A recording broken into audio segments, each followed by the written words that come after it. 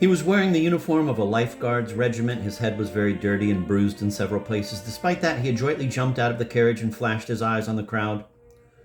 "Smash it all," he roared in such a deafening voice that everybody instantly became hushed. The uprising was suppressed at once. This crowd, recently so menacingly noisy, became so hushed that one could hear the buzzing of a gnat that flew from a neighboring swamp to marvel at, quote, "this absurd and ludicrous Foolsburg commotion," end of quote. "Rabble-rousers, step forward," the mayor commanded in an even louder voice. They began to choose the instigators from among the defaulters on taxes and had already counted out some dozen persons, when a new and totally outlandish circumstance gave the whole thing an entirely different turn. While the Foolsburgers exchanged anxious whispers trying to remember who had accumulated the most arrears, the mayor's droshky, so familiar to the townsfolk, approached the gathering unnoticed. They had no time to blink when, right in front of their eyes, Babikoff jumped out of the carriage, followed by the same mayor who, just a moment before, had been brought in a carriage by the police chief. The Foolsburgers were dumbfounded. This second mayor's head was perfectly new and even varnished. Some perspicacious citizens found it strange that the big birthmark that a few days earlier had been on the mayor's right cheek was now on the left. The impostors met and looked each other up and down. The crowd slowly and silently dispersed.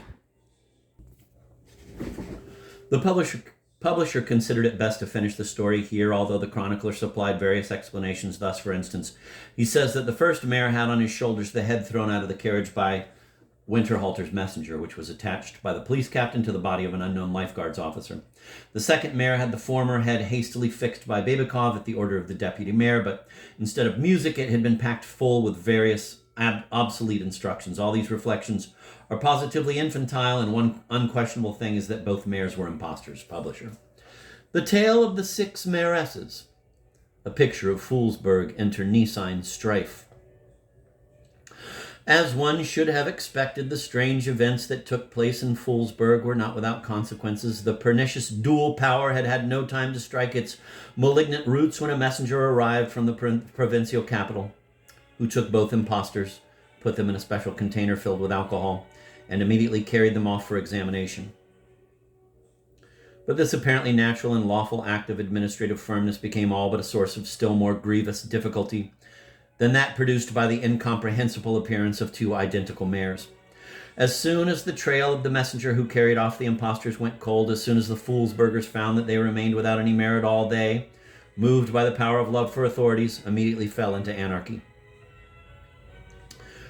And the town would have lain in this fatal abyss to this day, says the chronicler, had it not been extracted from it by the resoluteness and self-denial of a certain dauntless staff officer from among the local inhabitants.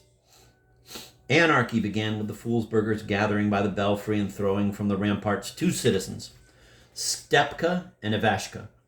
Then they went to the fashionable establishment of the Frenchwoman, Miss de Sans-Culotte. In Foolsburg she was known under the name of Ustinya Protasievna Chimney-Sweepova. Later she turned out to be the sister of Marat and died of remorse. Marat could not have been known at the time. This mistake can be explained by the fact that the chronicler described the events not immediately after, but several years later. Publisher. Having broken all the windows there, they proceeded to the river, drowned two more citizens, Porfishka and another Ivashka, and, having achieved nothing, went their separate ways. Meanwhile, treason was not napping. Ambitious persons turned up who had the idea of using the disorganization of power to satisfy their egoistic purposes. And strangest of all, on this occasion, the representatives of the anarchist element were all women. The first who decided to steal the reins of Foolsburg governance was Ireda Lukanisha Paleologova, a childless widow of unbending character, of masculine build, with a face of a dark brown hue, reminiscent of old prints. No one remembered when she had settled in Foolsburg, and some old-timers thought that this event coincided with the darkness of times out of mind. She lived alone on scant food, lending money on interest, and cruelly torturing her 4 serf wenches. Obviously, she had thought over her bold enterprise maturely. First, she figured out that it was absolutely impossible for the town to remain without administration even for a moment. Second, she saw a mysterious sign in her name being Paleologova. Third, no small encouragement for her was the circumstance that her late husband, a former wine clerk, had once occupied the post of mayor somewhere, for lack of anyone better. Having figured all that out, says the chronicler, this malignant Iredka went into action. The Foolsburgers barely had time to recover from the events of the day before when Paleologova, seizing the moment when the deputy mayor lodged himself in a club over a game of whist, pulled her late wine clerk's sword out of its scabbard and pouring some vodka into the 3 veteran soldiers for courage, invaded the treasury. Having taken the treasurer and the accounting clerk prisoner and shamelessly robbed the treasury, she went back home. On the way, she threw copper money to people, and her drunken acolytes cried, "Here's our dear mother. Now, brothers, we'll have vodka aplenty." When the deputy mayor woke up the next morning, it was all over. He saw from his window the townsfolk congratulating and kissing one another, shedding tears. He did make an attempt to take back the reins of governance, but since his hands trembled, he dropped them right away. In despair and anguish, he hastened to the town administration to find out how many policemen were still faithful, but was intercepted by the assessor Talkovnikov and brought before Iredka. There he found the already bound government attorney, who was also awaiting his fate. "Do you recognize me as your mayoress?" shouted Iredka. "If you have a husband and can prove that he is the mayor here, I do," the courageous deputy mayor responded firmly. The official attorney was shaking all over, as if confirming by his shaking his colleague's courage. "You are not being asked whether I am a husband's wife or a widow, but whether you recognize me as your mayoress." Iredka grew still more furious. "If you don't have clearer proofs, then I don't," the deputy mayor responded, so firmly that the attorney clacked his teeth and tossed to all sides. "Why talk to them? Take them to the ramparts," Talkovnikov and his associates screamed. There is no doubt that the fate of these officials who remained faithful to their duty would have been quite lamentable, were it not for an unforeseen circumstance that saved them. While carefree Iredka triumphantly celebrated her victory, the dauntless staff officer was not napping and, guided by the saying, "Fight fire with fire," instructed the adventuress Clementinka de Bourbon to claim her rights. Those rights consisted in Clementinka's father, the Chevalier de Bourbon, having once been a mayor somewhere and having been dismissed from his post for cheating at cards. On top of that, this new pretendress was of tall stature, liked to drink vodka, and sat in a saddle like a man. Without much trouble, she drew the 4 local veterans to her side, and being secretly supported by the Polish intrigue, this worthless swindler won over people's minds almost instantly. The Foolsburgers again dashed to the belfry, threw Tomoshka and yet another Ivashka from the ramparts, then went to Miss Chimney Sweep over and razed her business to the ground, then dashed to the river again and drowned Prashka and a 4th Ivashka in it. This was the state of affairs when the courageous sufferers were taken to the ramparts. On the way they were met by the crowd led by Clementinka, in the middle of which the dauntless staff officer's sleepless eye was ever on the alert. The prisoners were instantly released. "So, you old codgers, do you recognize me as your mayoress?" asked the wayward Clementinka. "If you have a husband and can prove that he is our mayor, then we do," the deputy mayor answered courageously. "Well, God help you. Give them a spot of land for a kitchen garden. Let them grow cabbage and raise geese," Clementinka said meekly, and marched to the house that was Iredka's stronghold. A battle took place. Iredka defended herself for a whole day and a whole night, skillfully making a human shield from the captured treasurer and accounting clerk. "Surrender," said Clementinka. "Submit, shameless wench, and calm down your curs," Iredka rejoined bravely. However, by the next morning, Iredka began to weaken, but only because the treasurer and the accounting clerk, filled with civic spirit, resolutely refused to defend the stronghold. The situation of the besieged became quite doubtful. Apart from the need to repulse the besiegers, Iredka had to suppress treason in her own camp. Foreseeing eventual defeat, she decided to die a hero's death, and gathering the money she had filched from the treasury, she flew up into the air together with the treasurer and the accountant. In the morning, the deputy mayor, while planting cabbages, saw the townsfolk again congratulate one another, kiss one another, and shed tears. Some made so bold as to approach him, pat him on the shoulder, and facetiously call him a swineherd. Of course, the deputy mayor straightway wrote all these daredevils down on a scrap of paper.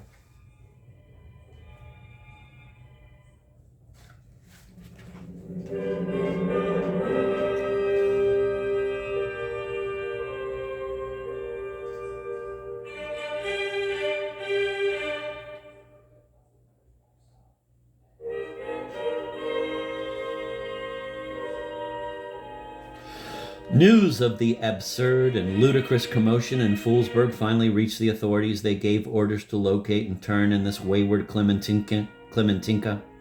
And if she had associates, they too were to be located and turned in. The Foolsburgers were to be firmly ordered not to drown innocent townsfolk in the river for no reason, or to throw them off the ramparts in a beastly manner. But word of the appointment of a new mayor still had not come.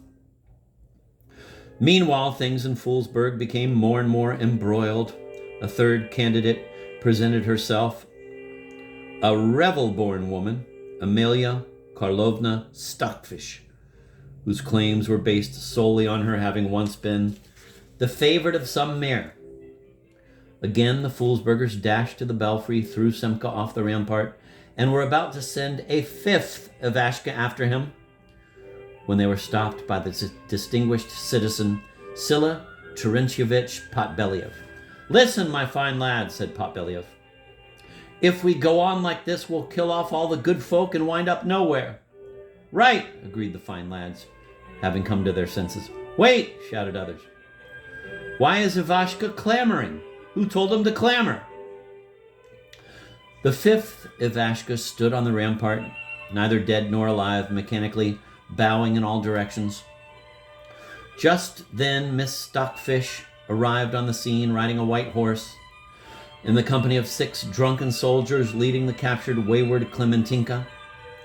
Miss Stockfish was a stout blonde German woman with full breasts, ruddy cheeks, and plump cherry lips. The crowd stirred.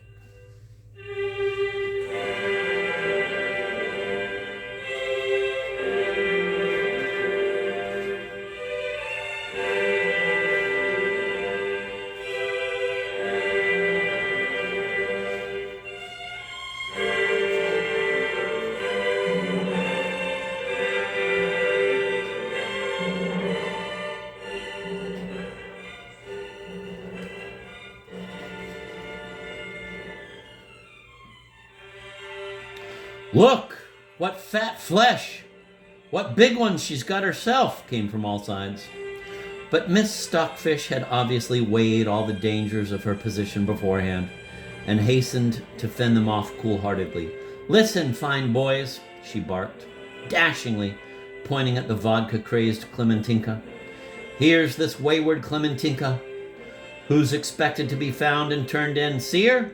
"We do," cried the crowd. "You really see her? Do you recognize her as that same wayward Clementinka for whom there was an order to find her and immediately turn her in?" "We see her. We recognize her." "Then roll out 3 barrels of brew for them," the dauntless German woman cried to the soldiers, and unhurriedly rode out of the crowd. That's her! Our dear mother Amalia Karlovna. Now, brothers, we'll have enough drink." The fine boys barked into the back of the departing woman. That day the whole of Foolsburg was drunk, most of all the 5th Ivashka. The same wayward Clementinka was put in a cage and taken to the central square. The fine boys came and teased her. Some, the more good-natured ones, treated her to vodka, but demanded that she cut some caper in return.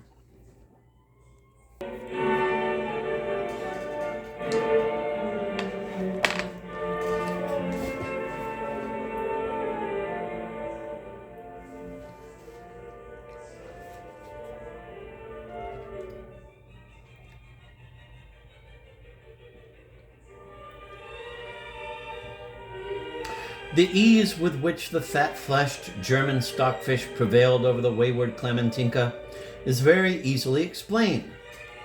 As soon as Clementinka annihilated a Radka, she immediately locked herself up with her soldiers and gave herself to sybaritic morals. In vain did the pans Kshepshizolsky and Pzhekshizolsky, of whom she was the secret weapon, protest, admonish, and threaten her. Within 5 minutes, Clementinka was so drunk that she did not understand anything. The Polish gentleman held out for a time, but seeing the uselessness of further persistence, retreated. And, indeed, that very night, the oblivious Clementinka was lifted from bed and dragged outside in her nightgown.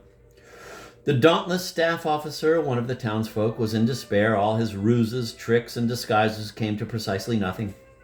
Total anarchy reigned in the town. There was no one in authority. The marshal of nobility fled to his country estate. The police chief and the inspector of schools together buried themselves in straw on the fire department premises and trembled. A search was announced for the staff officer himself all over the town, with a reward of 3 kopecks. The townsfolk were excited because anyone would be happy to pocket the 3 kopecks. He even thought maybe it would be better for him to make use of it for himself by coming to the fat German woman and pleading guilty, when suddenly an unexpected circumstance gave the situation a totally new turn. It was easy for the German woman to manage the wayward Klementinka, but it was far more difficult to disarm the Polish intrigue. The more so since it worked in the invisible underground way. After the crushing defeat of Klementinka, Pans Krzeszowski and Pjek were sadly returning home and loudly lamenting the ineptness of the Russian people, who even on such an occasion were unable to put forth a single talented person when their attention was distracted by an apparently insignificant incident.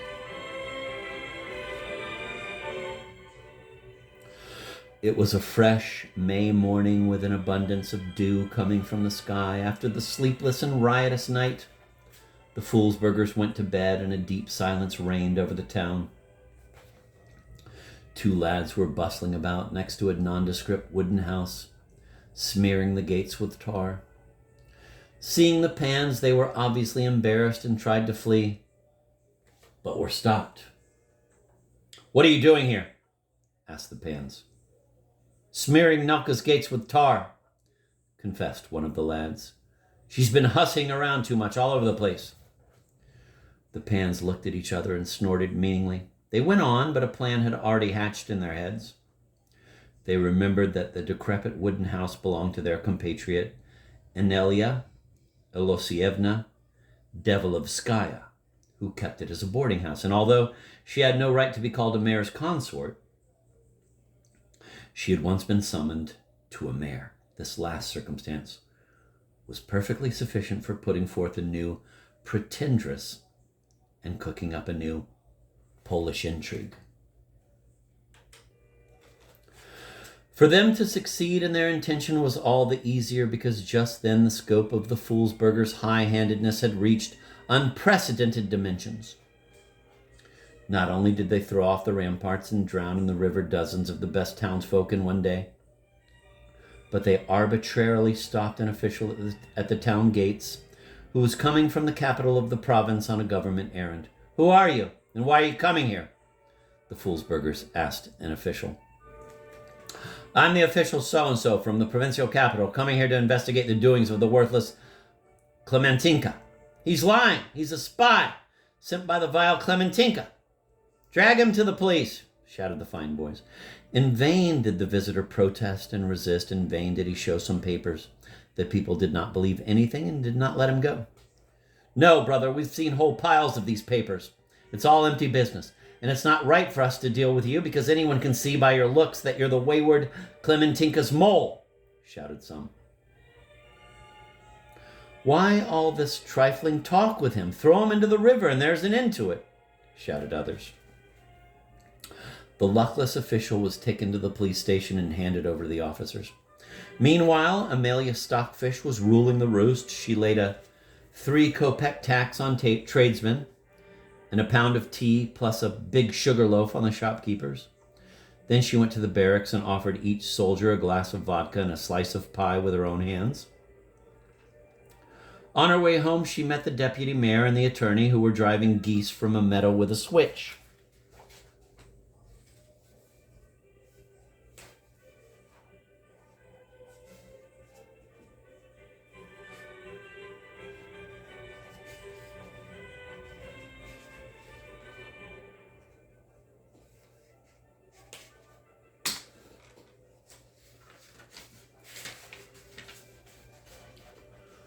"So, my old codgers, have you thought better of it? Do you recognize me now?" she asked them benevolently.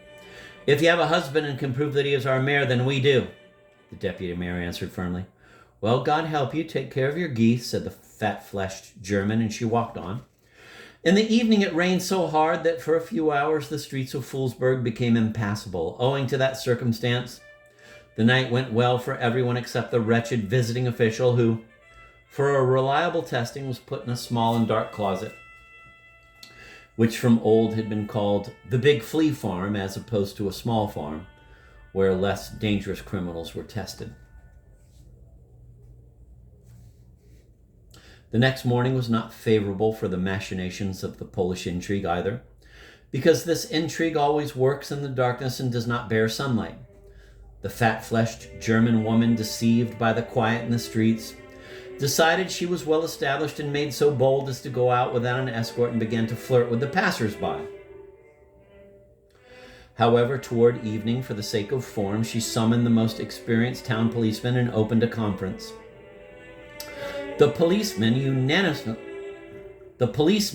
unanimously advised, first, to drown without delay that same wayward Klementinka, to prevent her confusing and teasing people, second, to subject the deputy mayor and the attorney to torture, and third, to find and turn in the dauntless staff officer. But so great was the blindness of this unfortunate woman that she would not hear of these strict measures, and even ordered the transfer of the visiting official from the Big Flea Farm to the small one.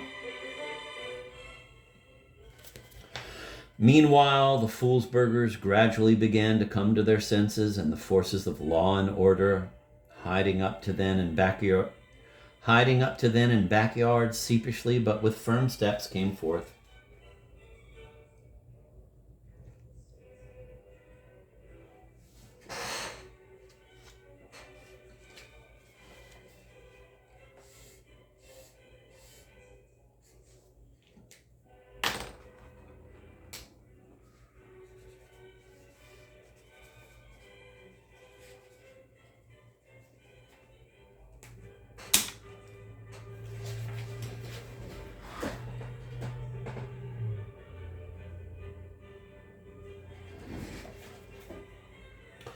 The deputy mayor, with support from the attorney and the dauntless staff officer, began to persuade the Foolsburgers to keep away from Klementinka's and the German woman's perfidious charms and return to their occupations.